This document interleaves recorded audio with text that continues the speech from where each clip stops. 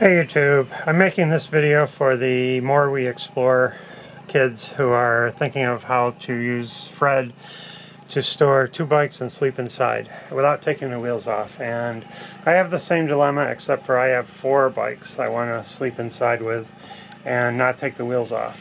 So I have a Dodge ProMaster high roof 159 wheelbase, not extended version, which would have really helped, but this is what we have, and here's my thoughts on things and what we're considering doing, but I'm dying to see what you guys end up doing because it might influence what we do. We originally had built a bed over the bikes, which was fairly high, was the height of the seats and the handlebars, and it didn't give you a lot of headroom. You couldn't sit up in bed, and it was quite a leap up to get into bed and get out of bed especially. So that wasn't great. I didn't like that much. Plus we had two, I think they were 2.5 feet wide by 6 feet across boards, and just pieces of plywood with some 2x4s underneath them on their sides for support.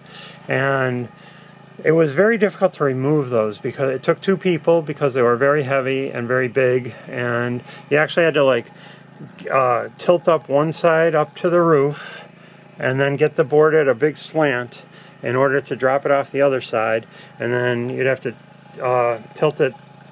It wouldn't go out the door very easily, you know, you had to get it tilted so it was on its side instead of up and down in order to get it out the door. And it was just unwieldy, and we hardly ever took the bed off because it was just too much work.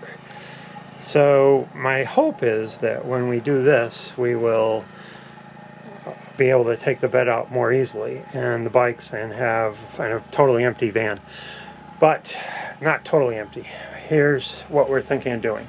First, I want to build a box that's like 1 foot wide here over the wheel well, and build the bottom to it at the wheel well and have a top that opens. And the problem is you can't get too close to the wheel well because the pedal has to clear the wheel well, and actually to get these bikes out, a lot of times you have to rotate the bike away from the other bikes and then zip it out, and otherwise the pedal hits the tire of the front bike and all that stuff. So this can't be that wide, only about 1 foot, and then the pedals won't hit, and I'll be able to lean the bike over it also and stuff like that. So a little box there. Then I want to build a bigger box in here, so it would go from here to the wall and all the way down to the floor, and it would have a lid.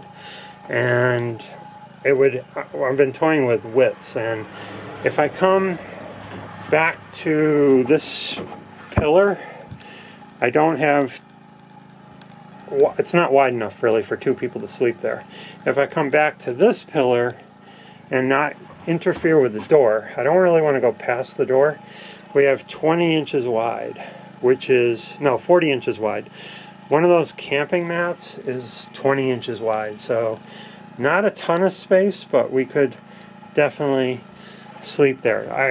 Ideally, I'd like to come about 8 inches further out, and it just irritates me to have something in the way of the door. And these cabinets, I'm thinking, will be permanent.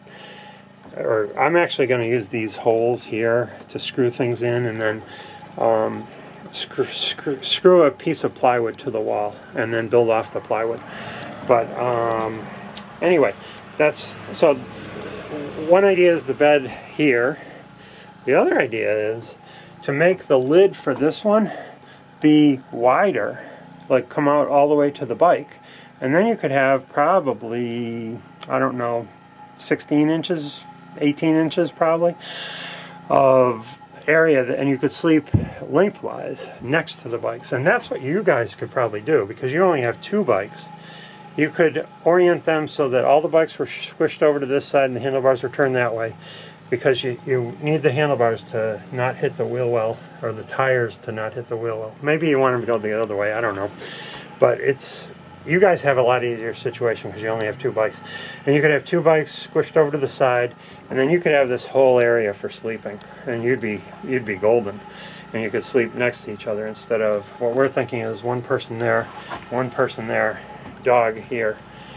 And it would be really nice to have the dog in between us. I like having the dog to make sure she's warm and also to warm me up. So, okay, so this is going to be a bench seat right here. It's awful high to be a bench seat, so what I want to do is build up the floor. I don't know if I can put this camera down, but if my legs are, if I'm sitting on the bench seat, my legs would probably want to be this high, so I need a box about this high. But that would be really good because I could have storage in this area. Up to the bike rack, a little platform that would be storage. It wouldn't be very big, but any storage is good storage. And then we got the platforms, the old platforms that I had to span the entire 6 feet across the van. If I have a bench built out to here and out to here, a piece of plywood only has to span 3 feet. And if I don't cut these equally, if I cut one from here to there to halfway across the bike rack, that piece of plywood in this area could be resting on the bike rack. But I have to build the bike rack up a little bit higher because the tires have to pop up and over that front lip down there. So I got to put like another piece of whatever this is, 2x4 on top of this piece of 2x4 in order to build the bike rack up high enough to be a support for the bed. And then on that end, we could have a piece going from here to the back of the seat posts, and that would be the other section of the bed. And what I'm thinking you could also do, so since this will be 2 3-foot wide pieces of plywood that could be lifted up, and one of them could be rotated, and if I had one of those pedestal things, I could screw that into the new floor that I'm going to build and have something on the bottom of it that could work as a pedestal table. And one person could be sitting here on this bench, another person could be sitting here on this bench. You really couldn't put another person in because the bike rack's in the way, but you could have seating for 2 people and a nice table, which would be really nice to have. And that's pretty much our plans. So, not terribly ideal. If we had gotten the extended one that I think is 1.5 feet longer, I really don't know if I would have liked driving it as much as I like driving this. I don't have no trouble at all driving this. Oh, one other thing. We're going to get some windows from Motion Windows that go in there. I'm going to put one small one in the side and one small one in this side, and then hopefully our fan, or I know that our fan, our Max Air fan will suck the air in the windows over your body if you're sleeping and out the top, which will be really nice. We had a Volkswagen Rialta at one time and had the window next to the bed and the fan in the ceiling, and it was amazing how much cooler it would make the inside of the van when you were trying to sleep in the summer. So that's that. I do have a swivel seat in here, so we would have some forward-facing stuff. I did think about building up the entire floor higher, and that would have unfortunately raised the bed higher, but I could have had the bikes totally above the wheel well and not had to have them in the center. I could have moved them to the edge and probably had a bed along the side. And maybe the bed could be lower. I don't know what to do, really. It's going to be interesting to see what you guys do, but you don't have a high roof, so, but you might be converting to a high top, so who knows. Anyway,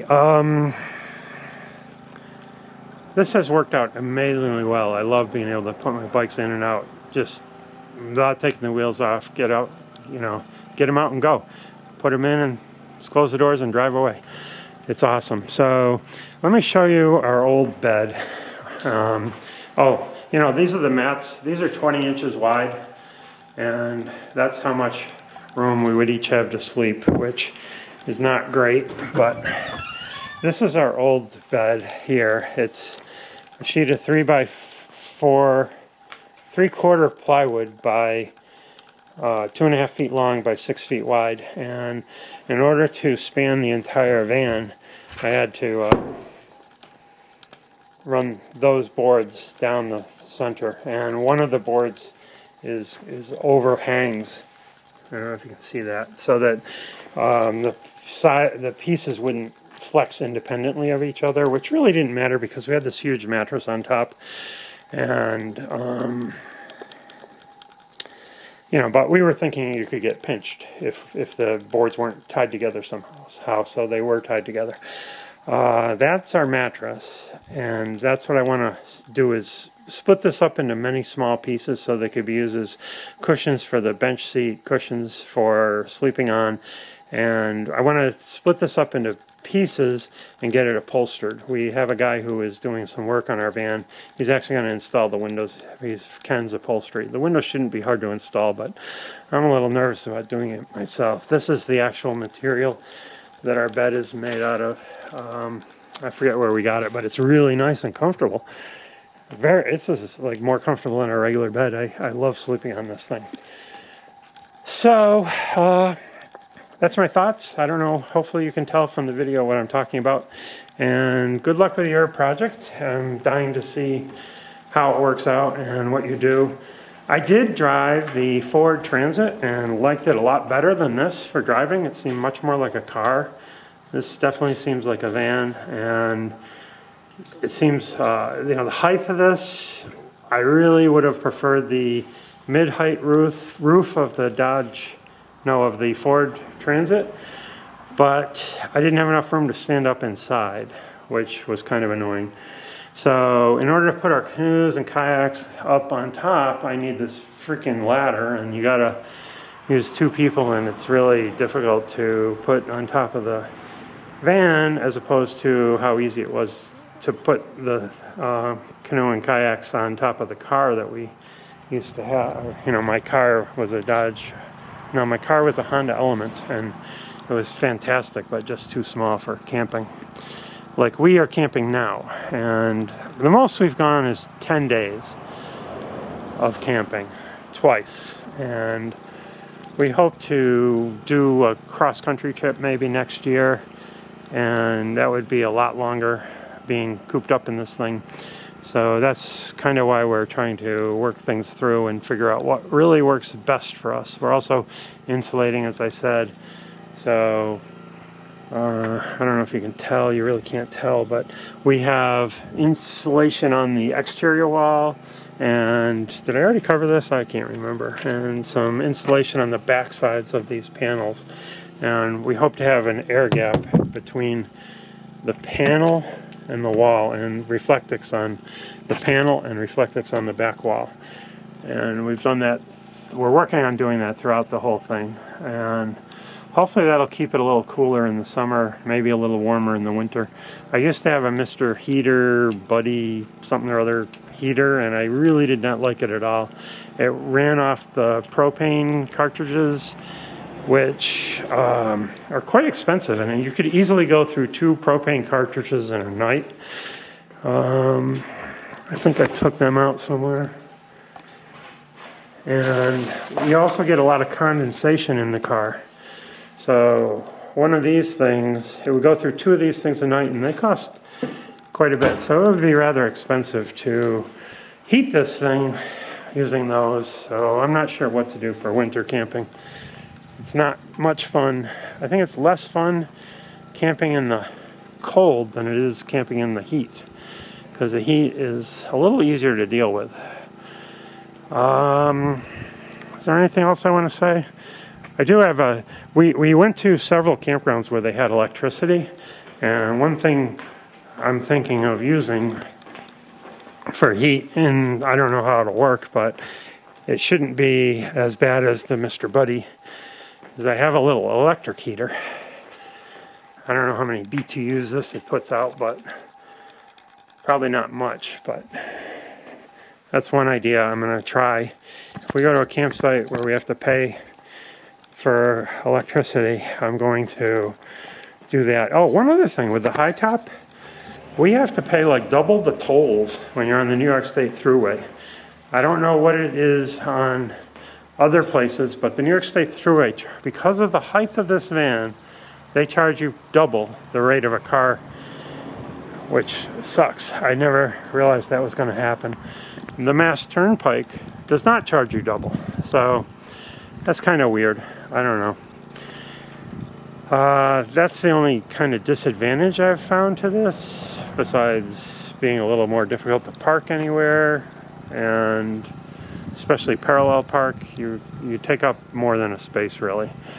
Take up about a space exactly, but there's no way you could fit in between two cars that were parallel parked. You have to get lucky and have two free spaces, or a space at the end or beginning of a block. I guess that's all I wanted to say.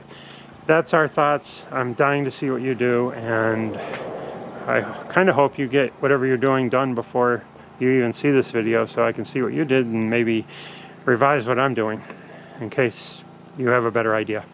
But I think for you, having the bikes, I don't know whether it would be better to have the bikes with the tires over that way, because then it's a little bit harder. Well, you only have two bikes, so you don't have to worry about it, but maybe push the bikes over to the side and sleep over to this side. And if you could build a platform as high as you could, you might be able to use that for sleeping and storage underneath, because that's what I really would have loved to have done.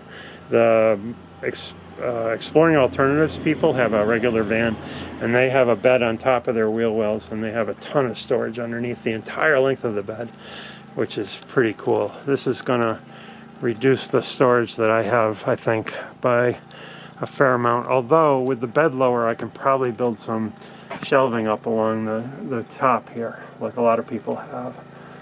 And I'm actually thinking of building some kind of little kitchen pod over this side, right there, behind here. And I got to put my batteries back in and all that stuff, but because I'm having the windows installed probably this week, I don't want to have anything in here for the guy to have to worry about. Anyway, thanks for watching, and good luck with your van.